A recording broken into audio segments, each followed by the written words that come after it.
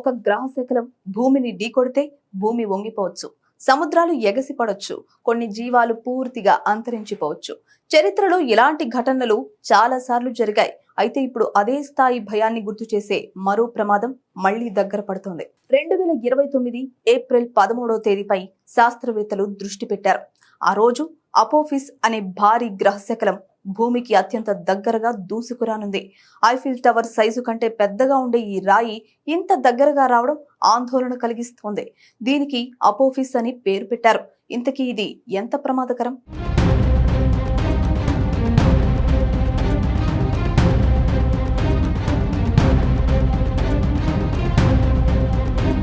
ఈ గ్రహ శకలం భూమి ఉపరితలం నుంచి కేవలం 32,000 కిలోమీటర్ల దూరం వరకు చేరుతుంది.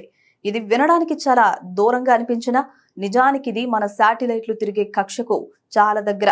అంటే మన టీవీ సిగ్నల్స్, GPS వ్యవస్థలు పనిచేసే ఆ ప్రాంతాన్ని దాటి ఈ భారీ రాయి దూసుకుపోతుంది. చంద్రుడి దూరంతో పోలిస్తే ఈ దూరం ఎంత తక్కువో అర్థమవుతుంది. చంద్రుడు భూమికి దాదాపు 3,84,000 కిలోమీటర్ల దూరంలో ఉంటుంది. అదే సమయంలో అపోఫిస్ కేవలం 32,000 కిలోమీటర్ల దూరంలోకి వస్తుంది. అంటే చంద్రుడి కంటే 12 రెట్లు దగ్గరగా వస్తున్నట్లే. ఇక 340 నుంచి 370 మీటర్ల వెడల్పు వరకు ఈ రాయి ఉంటుందట. ఐఫిల్ టవర్ ఎత్తు 330 మీటర్లు మాత్రమే. అంటే ఈ గ్రహ శకలం దానికంటే పెద్దదిగా చెప్పొచ్చు. ఇది సెకనుకు సుమారు 7.4 కిలోమీటర్ల వేగంతో ప్రయాణిస్తుంది. ఇది ప్రధానంగా రాతితో కూడిన నిర్మాణం. సిలికేట్ ఖనిజాలు, నికెల్, ఇనుము మిశ్రమంతో ఇది తయారైంది. శాస్త్రవేత్తలు దీన్ని ఎస్ టైప్ ఆస్టరాయిడ్ గా వర్గీకరించారు. సౌర వ్యవస్థ ఏర్పడిన ప్రారంభ దశలో మిగిలిపోయిన శిలా భాగాల్లో ఇది ఒకటి. దాదాపు 4.6 బిలియన్ సంవత్సరాల పాతది. మరోవైపు తిరుగుతూ తూలుతూ ప్రయాణించే గ్రహ శకలం. ఈ కారణంగా దాని గమనాన్ని అంచనా వేయడం కూడా కష్టంగా ఉంటుంది. మొదటిసారి దీన్ని 2004లో గుర్తించారు. ఆ సమయంలో లెక్కలు చూసినప్పుడు 2029లో భూమిని ఢీకొట్టే అవకాశం ఉందని అనుకున్నారు. దాదాపు 2.7% ప్రమాదం ఉందని అంచనా వేశారు. ఇది అప్పటి వరకు నమోదైన అత్యధిక ప్రమాద శాతం. దీంతో ప్రపంచ వ్యాప్తంగా ఆందోళన ఏర్పడింది. కానీ తర్వాత రాడార్ టెక్నాలజీతో చేసిన ఖచ్చితమైన లెక్కలు ఈ భయాన్ని తొలగించాయి.